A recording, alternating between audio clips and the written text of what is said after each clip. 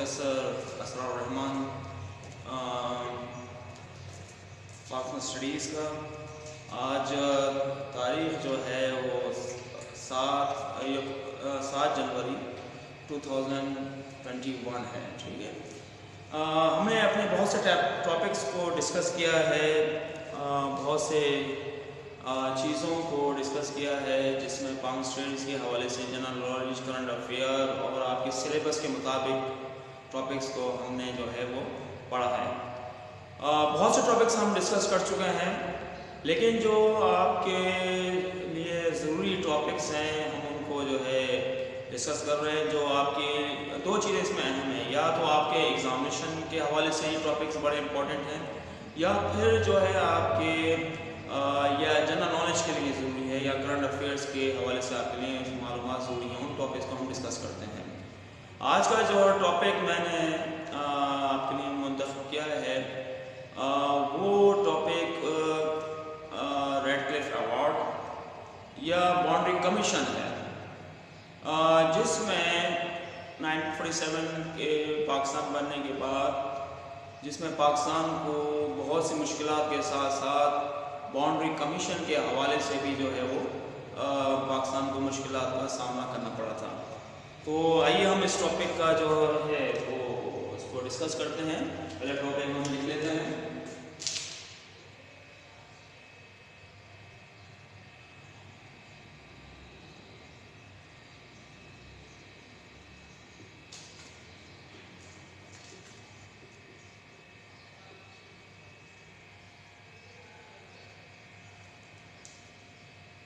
Red کلف award.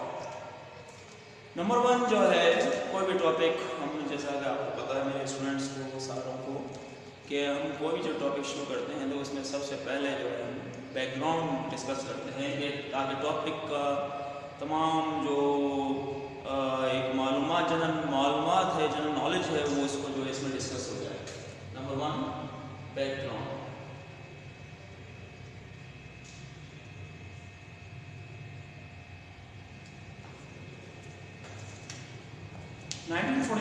میں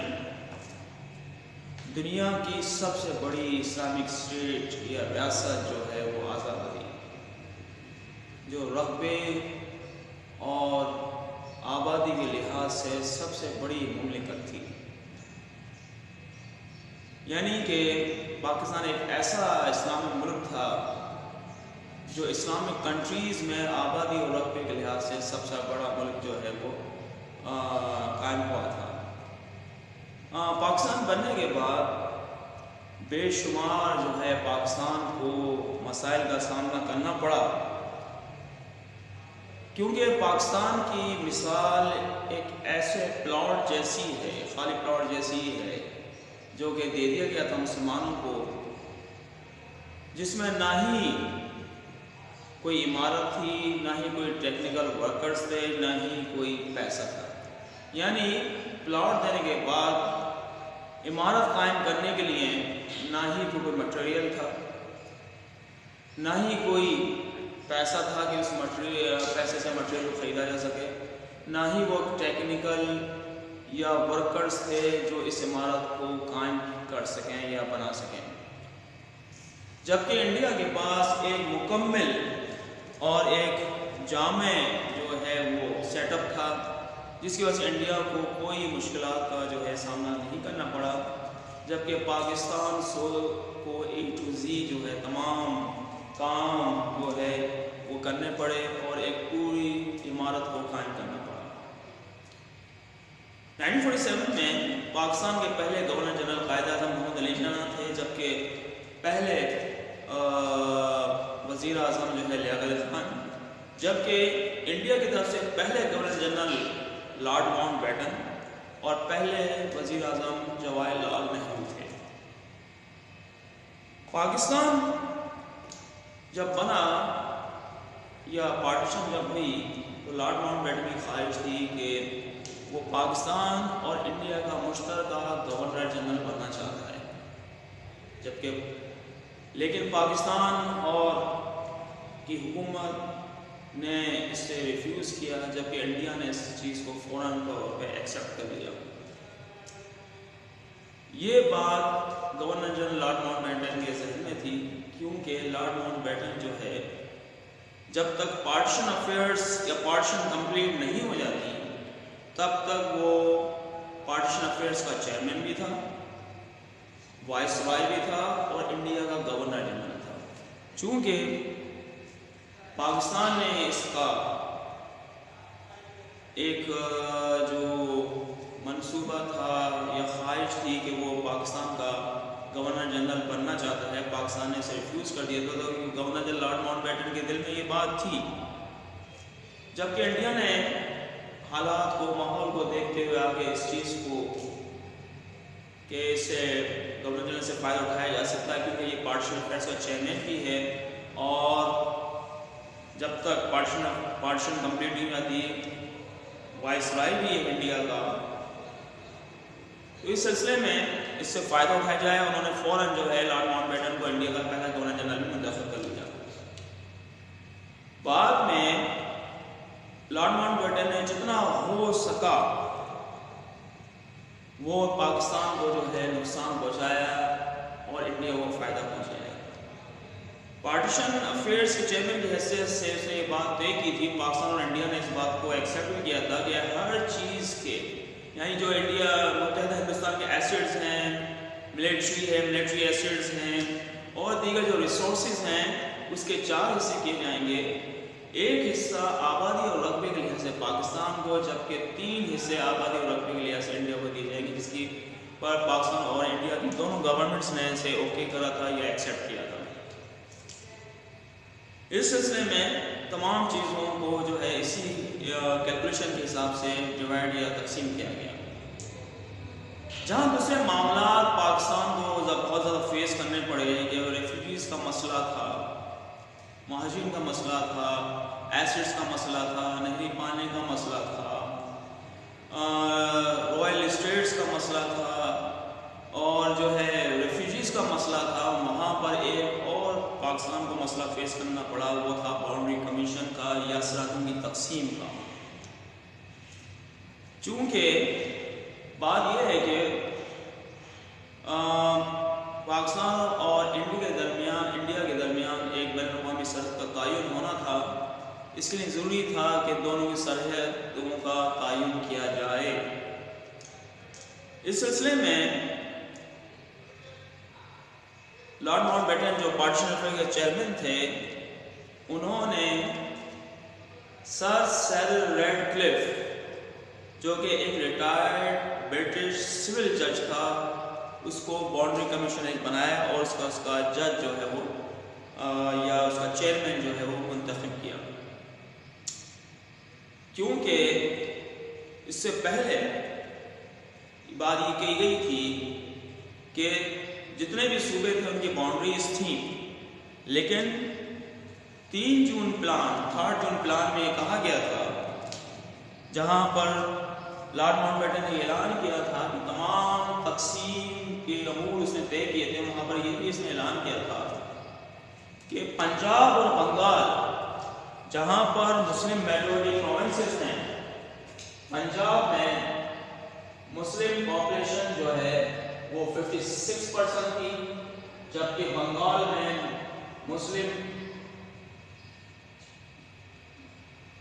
Bengal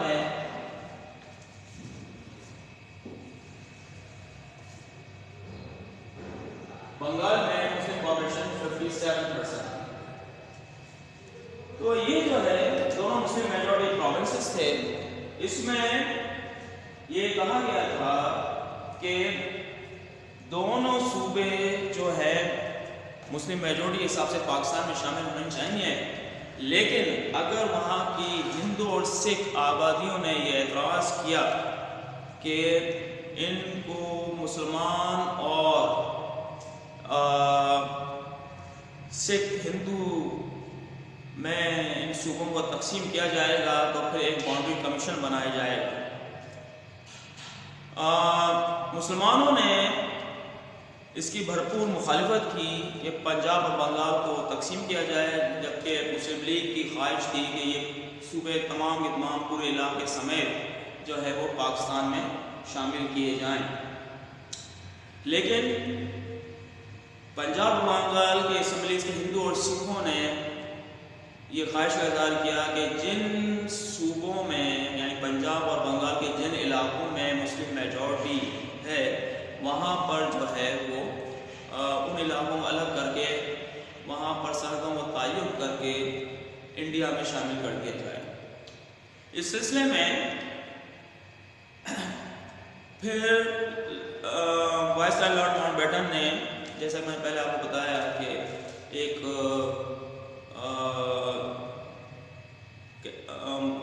committee تشکیل دی، اس committee کے چیئرمین سر سیرل ریڈکلف سر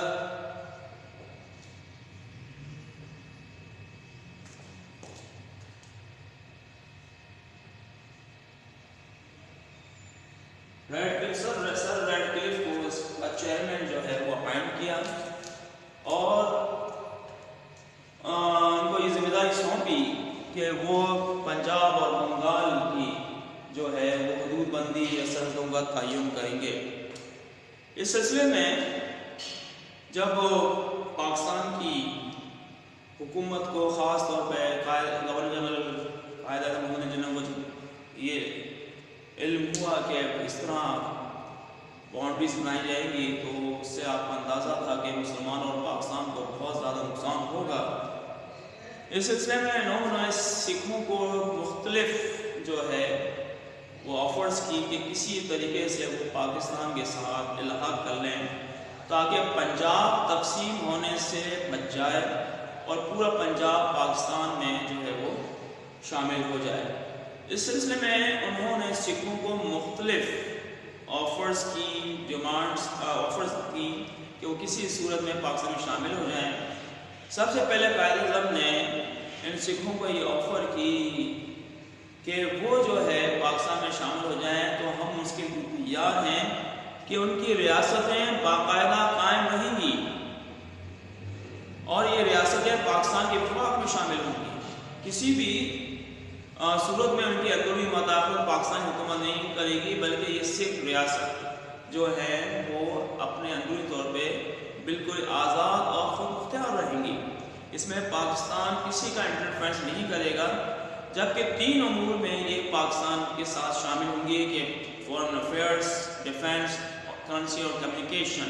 یہ تینوں ڈپارٹمنٹس جو ہیں فیڈرل گورنمنٹ پاکستان کے پاس رہیں گے، جبکہ سکھ حکومت انٹرنلی طور پر بالکل آزاد اور خود مختار ہوگی، وہ اپنے معاملات کو خود طے کر سکے گی۔ لیکن سکھوں نے یہ آفر جو ہے پاکستان کی حکومت کی طرف سے یا قائد اعظم کی طرف سے ریفیوز کر دی، رد کر دی۔ پھر قائد اعظم نے اس سے بڑھ کر ایک اور آفر دی ان کو، اس سے بڑھ کر ایک عجیب انوکھا پلان تھا کہ پاکستان کی حکومت نے یہ آفر دی کہ سکھ حکومت پاکستان کے اندر رہتے ہوئے اپنی آرمی بھی رکھ سکتی ہے، یعنی اپنی ملٹری بھی بنا سکتی ہے، ملٹری بھی رکھ سکتی ہے، تاکہ وہ اپنا تحفظ جو ہے وہ محسوس کر سکیں۔ یہ ایک انوکھی عجیب جو ہے ڈفرینٹ جو ہے آفر تھی جو قائد اعظم اور ان کی حکومت نے پیش کی تھی، لیکن سکھ جو ہے وہ کانگریس کے اس قدر دباؤ میں یا ان کے فیور میں تھے کہ سکھوں نے ان کی یہ دوسری آفر بھی جو ہے وہ رد یا ریفیوز کر دی۔ بہرحال جب یہ معاملہ طے ہو گیا کہ ان دونوں صوبوں کی یعنی پنجاب اور بنگال کی تقسیم کی جائے گی اور جو ہے مسلمان علاقے جو ہے وہ پاکستان میں شامل کیے جائیں گے، جبکہ ہندو اور سکھ علاقے جو ہے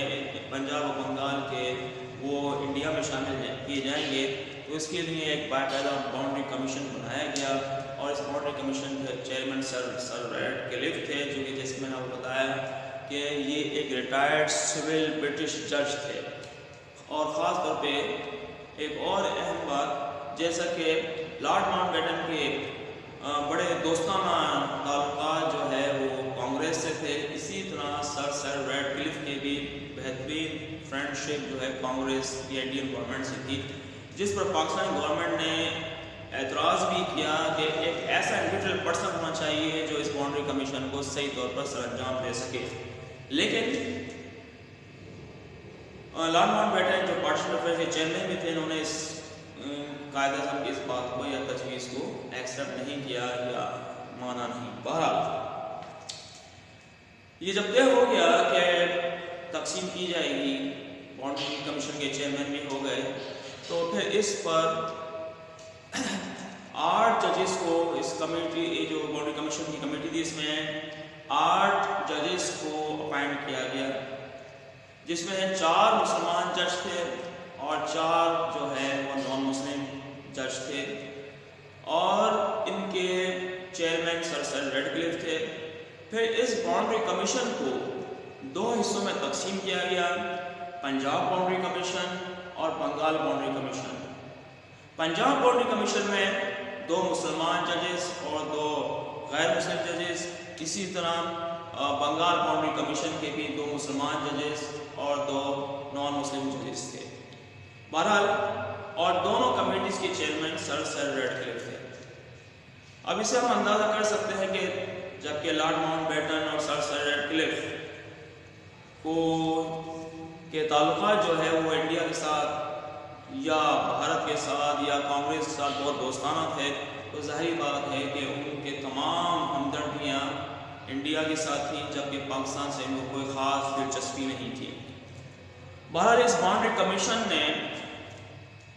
جتنا بھی ہو سکا لارڈ ماؤنٹ بیٹن اور سر ریڈکلف نے پاکستان کو نقصان پہنچا سکتے تھے، انہوں نے اس باؤنڈری کمیشن کے ذریعے پاکستان کو پہنچایا. یعنی کہ دفاعی لحاظ سے ہو، چاہے ایسے علاقے جو مسلم میجورٹی کے علاقے تھے پاکستان میں شامل ہونے تھے، لیکن جان بوجھ کے مختلف ہیلا بہانوں اور دوسرے طریقوں سے ان کو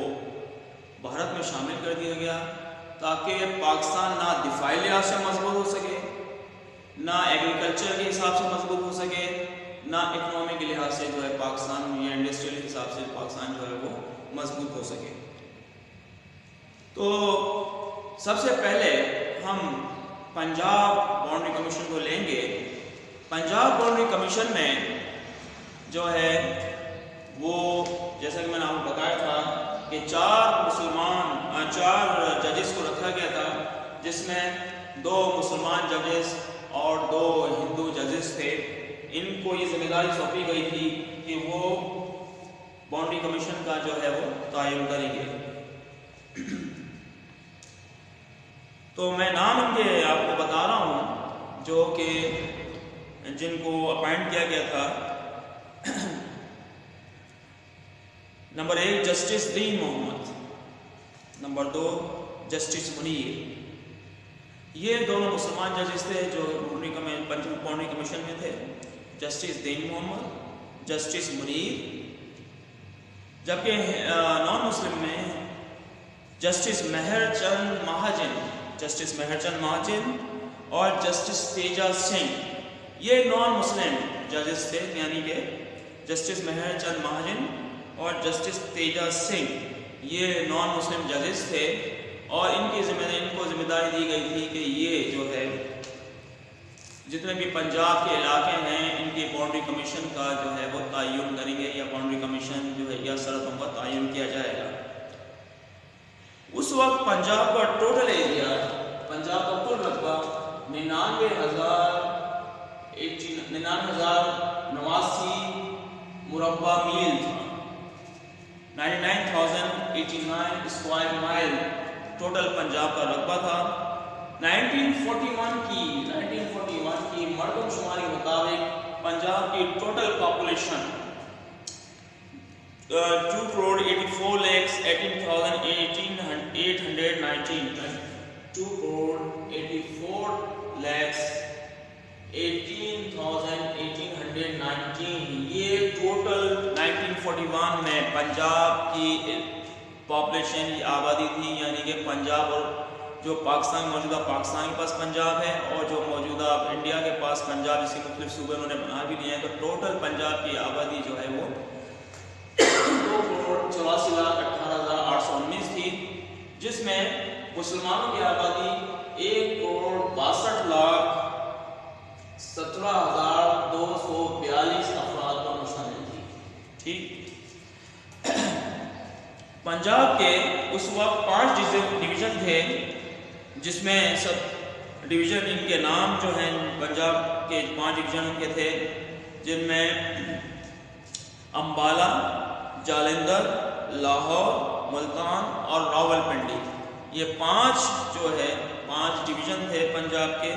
پنجاب 5 ڈویژنز میں یہ کمشنریوں میں تقسیم تھا، امبالہ، جالندھر، لاہور، ملتان اور راولپنڈی۔ یہ جو ہے پنجاب کے ڈویژنز تھے۔ اب ہم ان علاقوں کو ڈسکس کریں گے جو پاکستان میں شامل ہونا چاہ رہے تھے یا ہونا چاہیے تھا، جن کی آبادی پاکستان مسلمانوں کی تھی، لیکن باؤنڈری کمیشن نے جان کر کے ان علاقوں کو پاکستان کے بجائے جو ہے وہ بھارت کے دے دیا۔ اور پھر ہم کاز بھی سمجھیں گے کہ کیوں یہ علاقے جو ہے پنجاب کے مسلمان اکثریت کے بھارت کو دیے گئے۔ سب سے پہلا علاقہ جو ہے وہ گورداسپور کا تھا۔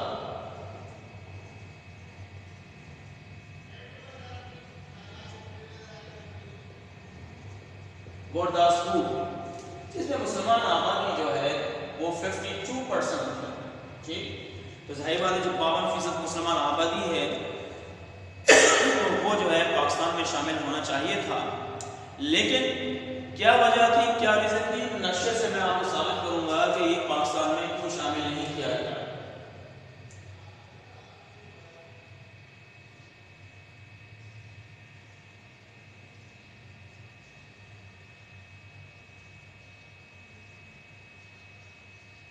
کشمیر، پاکستان، انڈیا، چائنا، اور یہ ہے گورداسپور کا علاقہ۔ اگر گورداسپور پاکستان میں شامل کر دیا جاتا تو جو ہے انڈیا کے لیے کشمیر جانے کا راستہ جو ہے وہ ختم ہو جاتا، زمینی راستہ کشمیر کا پاکستان انڈیا کے پاس نہیں رہتا، اور جو ہے جو انڈیا کا ایک پلان تھا کہ کسی طرح کشمیر کا قبضہ کرنا، تو اس وجہ سے جو ہے گورداسپور کا علاقہ مسلم میجورٹی ہونے کے باوجود جو ہے وہ بھارت میں شامل کر دیا گیا، تاکہ بھارت کو زمینی راستہ کشمیر جانے کا مل جائے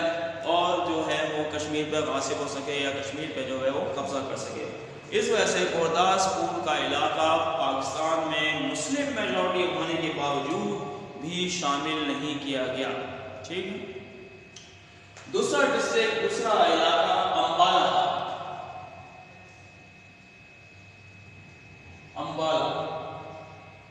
جو کہ یہ مسلمان علاقہ تھا، جس میں مسلم پاپولیشن 51% تھی، 51% مسلم پاپولیشن تھی۔ اس میں جو ہے یہ بھی پاکستان میں علاقہ شامل ہونا چاہیے تھا، لیکن یہ 2 وجوہات کے تحت پاکستان میں شامل نہیں کیا گیا۔ کہ سب سے پہلا وجہ ریزن یہ تھی کہ یہ انڈسٹریل زون تھا، بڑا جو ہے وہ صنعتی علاقہ تھا۔ پاکستان میں شامل ہونے سے یہ علاقہ پاکستان جو ہے صنعتی طور پر مضبوط ہو سکتا تھا، اور دوسری وجہ یہ تھی کہ یہ ایک بہت بڑا جو ہے وہ ڈیولپڈ علاقہ تھا۔ تیسرا علاقہ جو ہے جالندھر کا تھا۔ جالندھر کا علاقہ جو ہے ایک ایگریکلچر زون کہلاتا تھا، بہت بڑا زرعی علاقہ تھا۔ پاکستان میں اگر یہ علاقہ شامل کر لیا جاتا تو چونکہ یہ مسلم میجورٹی کا علاقہ تھا، مختلف اس میں ہے کہ 58% مسلم پاپولیشن تھی، بعض میں ہے کہ 52% مسلم پاپولیشن تھی، بہرحال جو بھی تھا مسلم اکثریتی علاقہ تھا۔ پاکستان میں علاقہ ہی شامل ہونے سے جو ہے وہ پاکستان زرعی طور پر مضبوط ہوتا۔ اسی طرح دوسرا چوتھا علاقہ مادھوپور کا علاقہ تھا۔ مادھوپور جو ہے ایک ایسا علاقہ تھا جہاں پر تمام پنجاب کا ایریگیشن سسٹم یا ہیڈ ورکس موجود تھے، جہاں پر پانی کی تقسیم ہوتی تھی۔ یہ ایک بہت اہم علاقہ تھا مادھوپور، اور فیروز پور کا علاقہ جہاں پر بڑے بڑے ہیڈ ورکس تھے، جہاں پر پانی کی تقسیم ہوتی تھی۔ جان کر کے مسلم میجورٹی ہونے کے باوجود بھی یہ علاقہ جو ہے بھارت میں شامل کر دیا گیا، جس کی وجہ سے پاکستان کو آج تک پانی اور زراعت کے حوالے سے پاکستان میں مشکلات کا جو ہے وہ سامنا کرنا پڑ رہا ہے۔ تو یہ اور بھی ایسے علاقے تھے، لیکن جو میجر علاقے تھے وہ جو میں نے ڈسکس کیے۔ اب آتے ہیں ہم بنگال باؤنڈری کمیشن کی طرف۔ جیسا کہ میں نے آپ کو بتایا کہ بنگال باؤنڈری کمیشن میں بھی 4 ججز رکھے گئے تھے، تاکہ جو ہے جس میں 2 مسلمان اور 2 نان مسلم ججز تھے، اور ان کا مشترکہ چیئرمین بھی جو ہے سر ریڈ کلف تھا۔ ان کے نام جو ہے جو بنگال باؤنڈری کمیشن کے ججز تھے، 4 مسلمان اور 4 غیر مسلم، ان کے نام یہ ہیں: number 1 justice S A Rahman, justice S A Rahman. Number 2 justice Abu Saleh Muhammad Akram, justice Abu Saleh Muhammad Akram, justice Biswas, اور نمبر 4 جسٹس مکرجی۔ یہ 4 جو ہے ججز تھے جن کو باؤنڈری کمیشن کا نگران یا بنایا گیا تھا۔ ان کی ذمہ داری تھی، اچھا یہ ذہن میں رکھیے گا کہ ابتدائی طور پر سوال ذہن میں یہ ہوتا ہے کہ اس مسلمان ججز پہ کیا کر رہے تھے، لیکن یہ ذہن میں رکھیے گا ابتدائی طور پر جو رپورٹ تیار ہو کے یہ لوگ بھیجتے تھے وہ بالکل صحیح ہوتی تھی۔ مسلمان علاقے پنجاب، پاکستانی پنجاب اور بنگال میں تقسیم دیے جاتے تھے، اور ہندو اور سکھ علاقے انڈیا کو دیے جاتے تھے، لیکن یہ تمام تبدیلیاں وہ اوپری سطح پر جا کر جو ہے وہ کی جاتی تھی، تمام چینجنگ اس میں کی جاتی تھی۔ بہرحال اس میں بہت سے علاقے، مرشد آباد کا علاقہ، مرشد آباد کا علاقہ 70% جو ہے مسلمان پاپولیشن کا علاقہ تھا، یہ بھی پاکستان میں شامل ہونا چاہیے تھا، لیکن اگر مرشد آباد کا علاقہ پاکستان میں شامل کر دیا جاتا تو انڈیا 2 حصوں میں تقسیم ہو جاتا، کیونکہ مرشد آباد کا علاقہ ایسا تھا کہ وہ علاقہ ہمارا جو مشرقی پہلے پاکستان تھا اس میں وہ شامل تھا بنگال میں، تو وہ علاقہ اگر پاکستان میں مل جاتا تو وہ سرحدیں چائنا سے ملتی، اور جو انڈیا کا آسام کا علاقہ تھا وہ اس سے زمینی راستہ ختم ہو جاتا انڈیا کا، جس کی وجہ سے مرشد آباد کا علاقہ جہاں پر 70% مسلمان آبادی تھی، اس علاقے کو پاکستان کے بجائے انڈیا کو دے دیا گیا تاکہ انڈیا 2 حصوں میں تقسیم نہ ہو سکے، اور آسام کا زمینی رابطہ جو ہے وہ انڈیا سے ملتا رہے، اور آسام جو ہے ان کا صوبہ جو ہے وہ الگ جو ہے نہ ہو سکے۔ اس کے علاوہ ایک اور علاقہ دارجلنگ کا علاقہ، دارجلنگ کا علاقہ بھی جو ہے وہ 70% وہاں پر بھی مسلمان پاپولیشن مسلمان علاقہ تھا، لیکن چونکہ کلکتہ کو انڈیا میں شامل کرنا تھا، کیونکہ کلکتہ جغرافیائی طور پر جو ہے وہ پاکستان میں شامل ہوتا، اگرچہ کلکتہ میں جو ہے وہ مسلم میجورٹی نہیں تھی، صرف مسلم میجورٹی 23% تھی، لیکن جغرافیائی طور پر اس کا کوئی زمینی راستہ انڈیا سے نہیں ملتا تھا، یعنی کہ اگر آپ کو کلکتہ جانا ہے تو انڈیا کے کسی بھی علاقے سے پہلے آپ کو ڈھاکہ آنا پڑے گا، اور ڈھاکہ سے پھر زمین راستہ جو ہے وہ کلکتہ کے لیے جاتا تھا، تو اس وجہ سے یا پھر دارجلنگ کا علاقہ جو ہے جو مسلم میجورٹی کا علاقہ تھا وہ بھی پاکستان میں شامل کر دیا جاتا، تو اس حوالے سے جو ہے وہ دارجلنگ کا علاقہ بھی جو ہے پاکستان میں سے کاٹ کے انڈیا کو دے دیا گیا تاکہ دارجلنگ بھارت میں شامل ہو جائے گا، تو پھر کلکتہ جانے کا زمینی راستہ جو ہے وہ انڈیا کو مل جائے گا۔ اگر کلکتہ پاکستان کو مل جاتا تو پاکستان کو صنعتی لحاظ سے، کیونکہ یہ ایک بہت بڑا انڈسٹریل زون تھا کلکتہ، ہندوستان کی سب سے بڑی یہ کلکتہ سی پورٹ تھا اور بڑا ڈیولپ علاقہ تھا، تو پاکستان میں شامل ہونے سے یہ علاقہ بہت زیادہ جو ہے وہ پاکستان کو فائدہ ہو سکتا تھا۔ تو یہ کیسے ممکن تھا کہ یہ علاقے پاکستان میں اگر شامل ہو جاتے تو پاکستان ترقی کر جاتا، تو یہ کیسے ممکن تھا کہ لارڈ ماؤنٹ بیٹن کے ہوتے ہوئے، سر ریڈ کلف کے ہوتے ہوئے پاکستان کو یہ علاقے دے دی جائے اور پاکستان ترقی کرے۔ تو بہرحال اس کے باوجود ایسے علاقے جو پاکستان کو دفاعی لحاظ سے، صنعتی لحاظ سے، زرعی لحاظ سے فائدے دے سکتے تھے، جان کر کے پاکستان کے بجائے انڈیا کو دے دیے گئے، لیکن اس کے باوجود اللہ تعالیٰ کا شکر ہے کہ اللہ تعالیٰ کی اس قوم پہ مہربانی ہے کہ تمام بہت سے ایسے علاقے انڈیا کو دیے گئے، لیکن پاکستان نے وقت کے ساتھ ساتھ بھرپور طریقے سے ترقی بھی کی۔ اللہ تعالیٰ نے تمام خزانے یہاں پر سمو دیے تھے، اب یہ ہمارا کام ہے کہ ان خزانوں کو صحیح طور پہ یوٹیلائز کیا جا سکے اور جو ہے پاکستان کو جو ہے فائدہ پہنچایا جا سکے۔ یہ تمام